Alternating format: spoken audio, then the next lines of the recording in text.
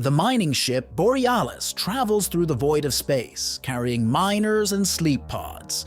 These workers have 4 years ahead of them before they reach where they need to go. Suddenly, a space rock changes its path and heads straight for the ship. It hits the Borealis, causing the sleep pods to enter emergency exit mode. The ship's intelligent system, called L.E.O.N.A.R.D, wakes up the miners and begins preparing them for the problem. A miner, Andy, wakes up startled just as the space rock hits the ship. L.E.O.N.A.R.D tells him to stay calm and follow safety protocols.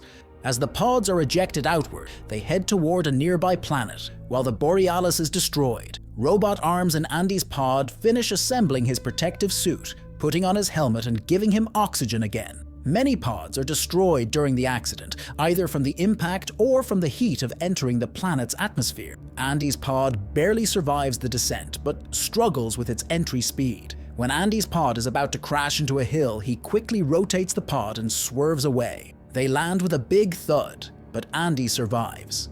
Unconscious, Andy comes back to life because of a memory of his family. He looks around and sees himself in rocky mountains under dark storm clouds. Andy tries to communicate with the ship, but no one responds.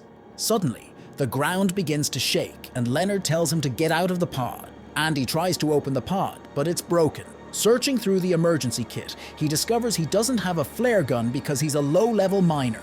Desperate, Andy uses a fire extinguisher to break the pod's window and tries to escape. Hey, what would you do if you woke up on a completely unknown planet? The movie I'm going to summarize is called Distant. It's a film that mixes fiction, comedy, drama, and suspense.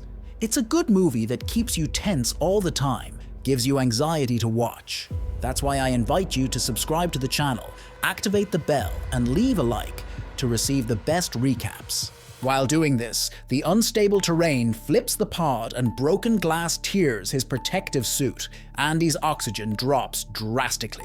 L.E.O.N.A.R.D warns that the planet's environment is very bad for living, so Andy uses a special spray to seal the tear, leaving only 47% remaining. Then L.E.O.N.A.R.D tells Andy that the pod is catching fire. Acting quickly, Andy digs his way out, grabbing his son's toy, the only thing that matters to him now. Now alone on a strange planet, Andy sees the Borealis entering the atmosphere. But the ship is already on fire, and when it falls, it's completely destroyed. The explosion's shockwave throws Andy flying several meters, but he survives by miracle. Andy asks L.E.O.N.A.R.D where they are. L.E.O.N.A.R.D says they're on an unknown planet and didn't arrive where they were supposed to go. Seeing a light in the distance, Andy decides to go to it, while trying to contact someone on the radio. On the way, Andy finds what's left of the Borealis and finds another pod. He tries to get the oxygen tank, but gets scared when he sees a lifeless body inside. Andy almost vomits at seeing the corpse, but this would be fatal. So Andy resists and removes the tank,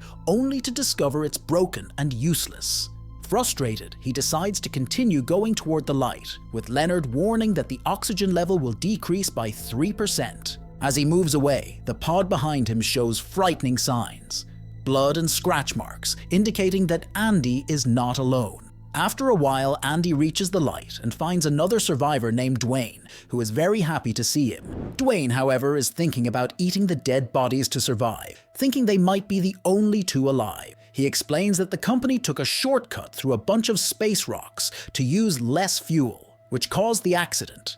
Dwayne, who works in the communications sector, plans to send a distress call back to Earth to request a rescue ship. He tells Andy that the signal will take 8 months to reach Earth, and even with the fastest rescue ship, the RTS, it will take another year to arrive. Dwayne suggests going south to find the other half of the Borealis and start a camp there. When Andy begins to lose hope, Dwayne encourages him, reminding him of his strength and giving him a push to motivate him. But the push is a bit too strong for Andy, and he moves backward to regain balance and accidentally disconnects a wire. As he turns to fix it, a creature suddenly appears and drags Dwayne away. Andy doesn't see this.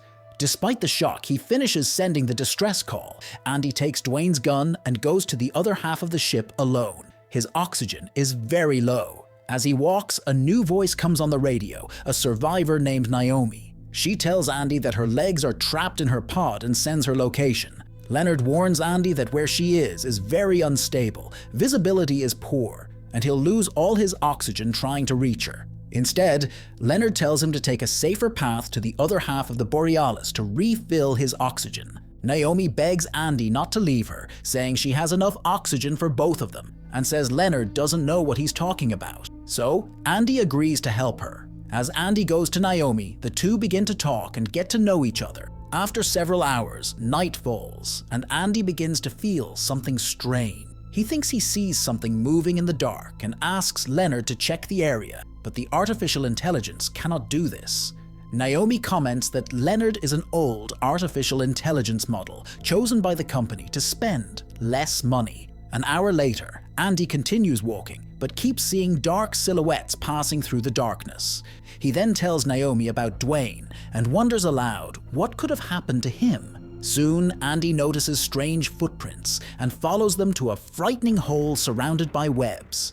The place scares him greatly, and he quickly tells Naomi that there might be strange spiders on the planet. Andy starts walking faster, sensing danger in the area while noticing more webs scattered around. Naomi asks him why he accepted the job, commenting on how difficult it must be and suggesting he might be running from his past. This makes him remember his wife and son playing together. Andy tells Naomi that they left him. Suddenly, he hears a low noise like a growl and starts looking around nervously. Then Leonard alerts Andy about several trackers approaching his location.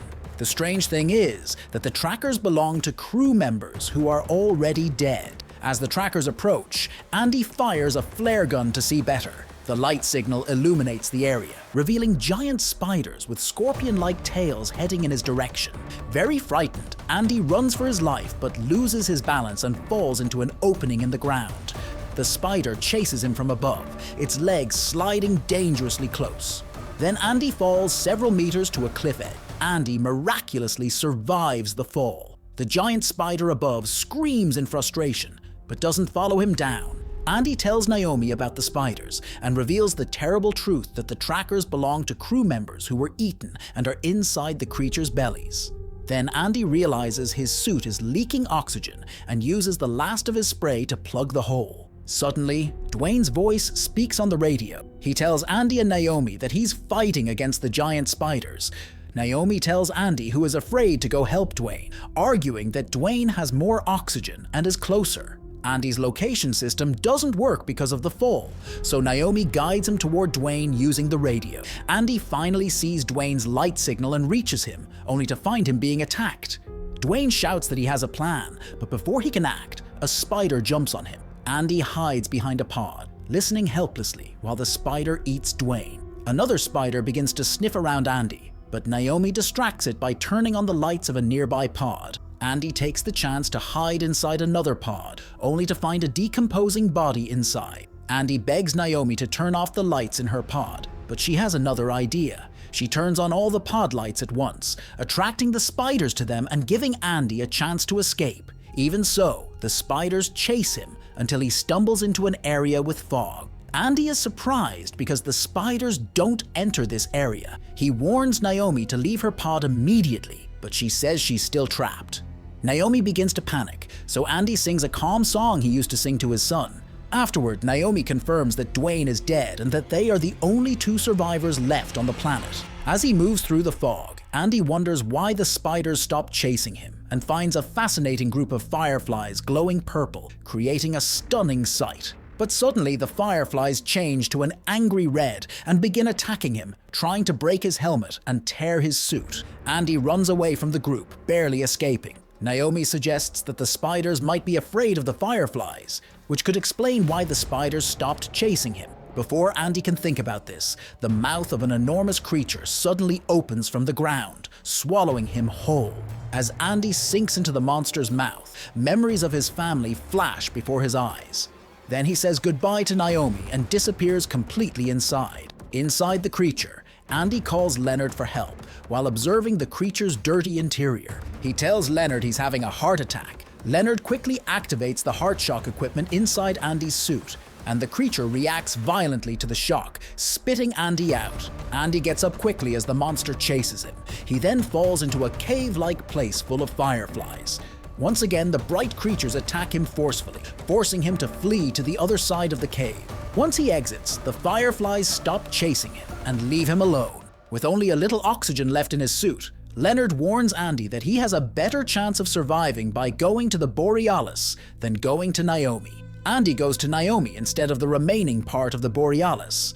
Andy arrives at the location very weak, struggling to breathe, but he reaches her just in time before his oxygen runs out, and she quickly connects him to her equipment, with both sharing the same oxygen.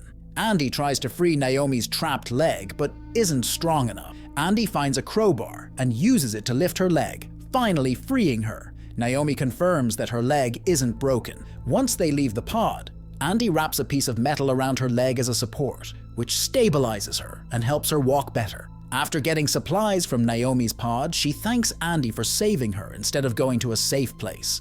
Soon, a group of spiders surrounds them, forcing them to run. Naomi's advanced artificial intelligence, Ami, injects pain medication into her to help her endure the pain in her leg. After running for a while, they fall, and a spider rises over them, ready to attack. Naomi shoots her flare gun at the spider, causing the spiders to chase the light signal instead of them. Taking advantage of the distraction, the two enter the remaining part of the Borealis.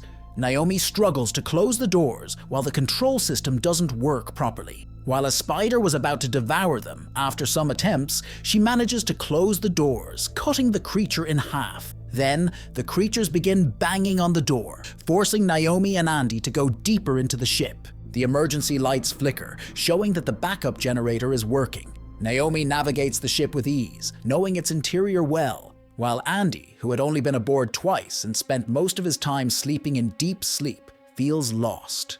They finally find a floor with an environment where they can live without needing to use oxygen masks, and it's full of supplies, enough to sustain them until help arrives.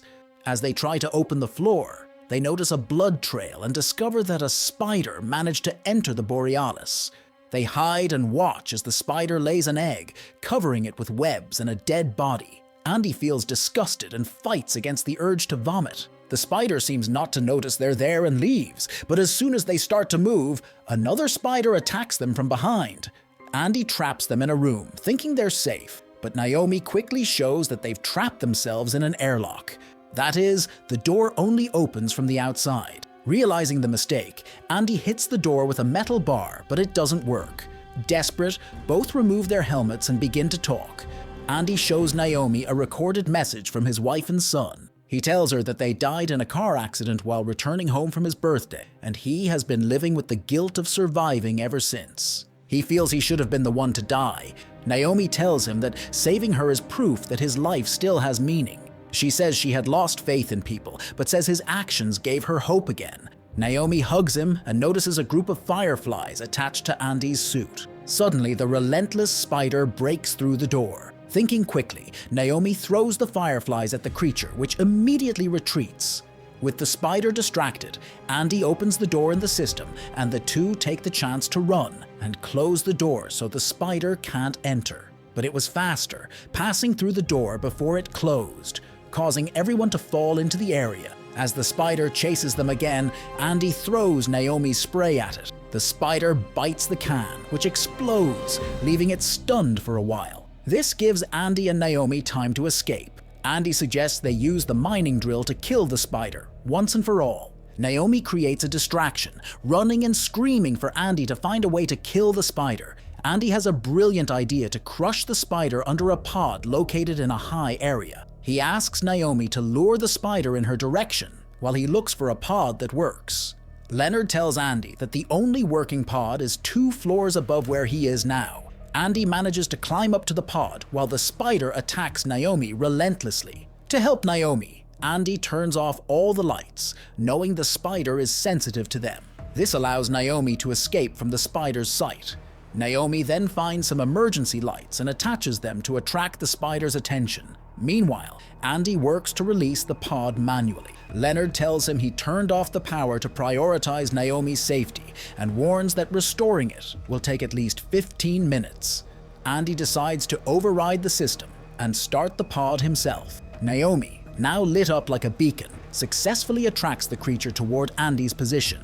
Andy connects his suit to the pod to charge it manually. Leonard warns Andy that the process will cause a short in his artificial intelligence system, which means Leonard will cease to exist. Leonard also warns that Andy himself might not survive the impact. Despite the risks, Leonard expresses his willingness to sacrifice himself and Andy as the creature moves directly toward the pod, releases the pod directly onto the spider while remembering the car accident that took his family's life. The pod ends up crushing the spider, but the impact leaves Andy unconscious.